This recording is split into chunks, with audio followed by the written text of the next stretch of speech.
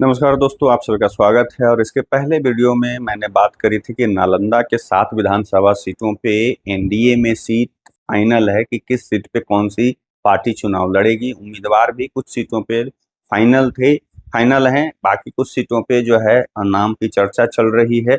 वो कुछ समय में क्लियर हो जाएगा। अब आज जो बात करेंगे हम नवादा जिले के और शेखपुरा जिले के दोनों मिलाकर करके 7 विधानसभा की आज भी बात करेंगे। नवादा में टोटल 5 विधानसभा सीटें हैं। रजौली, हिसुआ, नवादा, गोविंदपुर और वारिसलीगंज। शेखपुरा में 2 विधानसभा सीटें हैं, बरबीघा और शेखपुरा।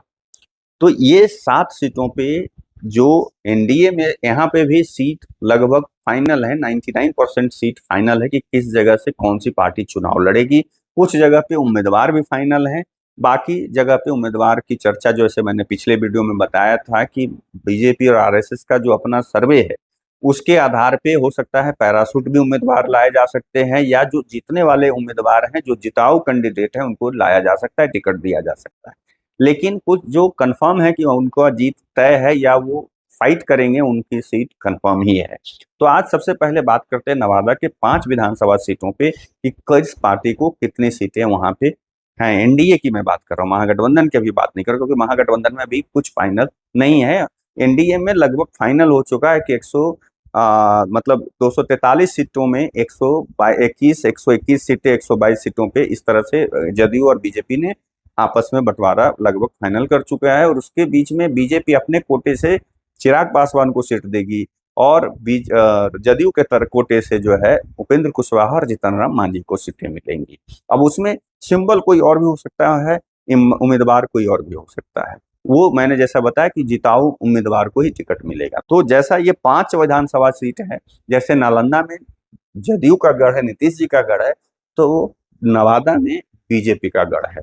तो नवादा में बीजेपी वहां पे जो जिन सीटों पे चुनाव लड़ती आई है, वो 3 सीटों पे चुनाव हमेशा लड़ती आई है, उनकी परंपरागत सीट है। और इस बार भी वो तीनों सीट पे बीजेपी ही चुनाव लड़ेगी। 2 सीट पे जदयू चुनाव लड़ती है, उन दोनों सीटों पे जदयू ही चुनाव लड़ेगी। यानी नालंदा और नवादा में लोजपा को या हमको या उपेंद्र कुशवाहा के तीनों के किसी भी अपने दल को किसी को टिकट नहीं मिलने जा रहा है। अब बात कर लेते हैं कि कौन कौन से सीट पे बीजेपी लड़ रही है, कौन कौन से सीट पे जदयू लड़ेगी। तो रजौली से हमेशा बीजेपी ने चुनाव लड़े हैं, कई एक बार जीते हैं, हार का भी सामना करना पड़ा। इस बार भी रजौली से भाजपा चुनाव लड़ेगी।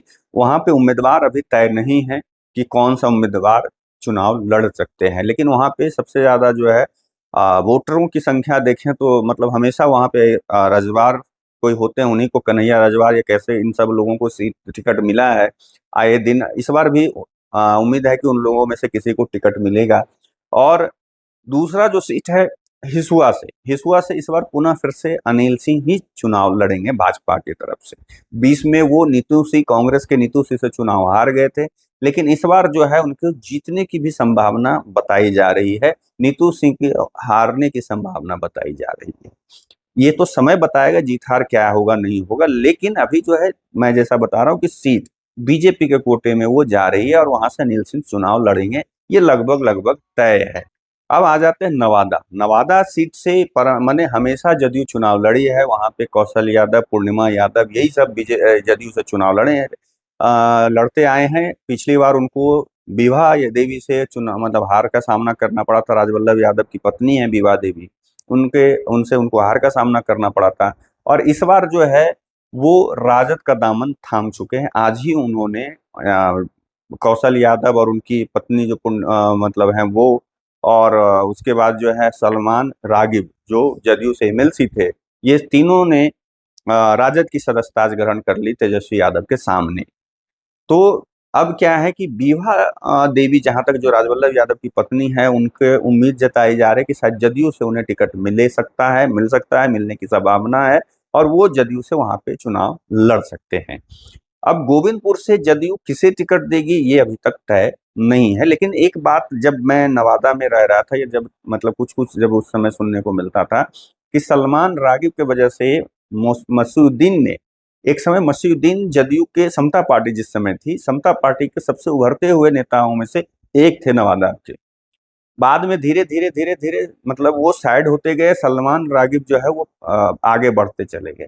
फिर मसीहुद्दीन ने बसपा से, कभी किसी दल में कभी किसी से, उस समय से वो घूमते आ रहे हैं। तो ये हो सकता है कि वो इस बार फिर से, क्योंकि सलमान रागिब जो है वो चले गए राजद में, तो हो सकता है कि मसीहुद्दीन शायद जदयू ज्वाइन कर ले। लेकिन अभी इसकी मुझे मुझे उम्मीद कम ही दिखाई, क्योंकि वक्फ बिल वाले में के वजह से मुसलमान का जो है विरोध जदयू को झेलना पड़ रहा है।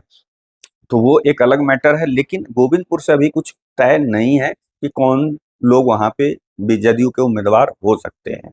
अब आ जाते हैं वारसलीगंज। वारसलीगंज से बीजेपी हमेशा चुनाव लड़ते आई है, और वारसलीगंज में अगर देखेंगे तो अरुणा देवी अभी वहां पे बीजेपी से लगातार 2 बार से वो वहां पे 3 बार, 2-3 बार से वो जो है बीजेपी के टिकट पे चुनाव लड़ रही हैं, चुनाव जीत भी रही हैं।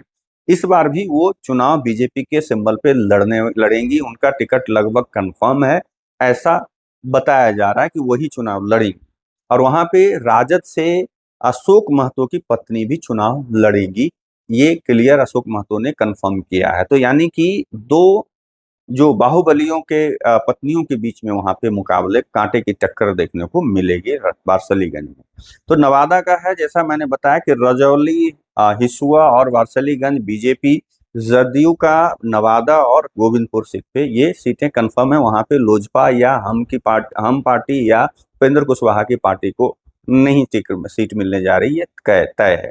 अब आ जाते हैं शेखपुरा में। शेखपुरा में दोनों सीटों पे जदयू ही चुनाव लड़ेगी, हमेशा लड़ी है, इस बार भी दोनों सीटों पे जदयू ही चुनाव लड़ेगी। बरबीघा हाई मतलब उसको कह सकते हैं कि हाई प्रोफाइल सीट होने वाली है इस बार बरबीघा की सीट जो है।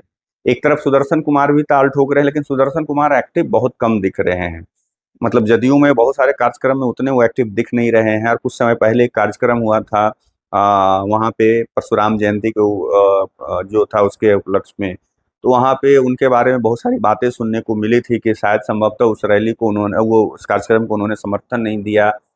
मेहुस में एक कॉलेज है जिसके वो सेक्रेटरी हैं शायद, वहाँ पे उन्होंने जगह देने से मना कर दिया। बहुत तरह की बातें सुनने को मिली, सच्चाई क्या है ये मुझे नहीं पता है, लेकिन लोगों से सुनने को ये पता चला था।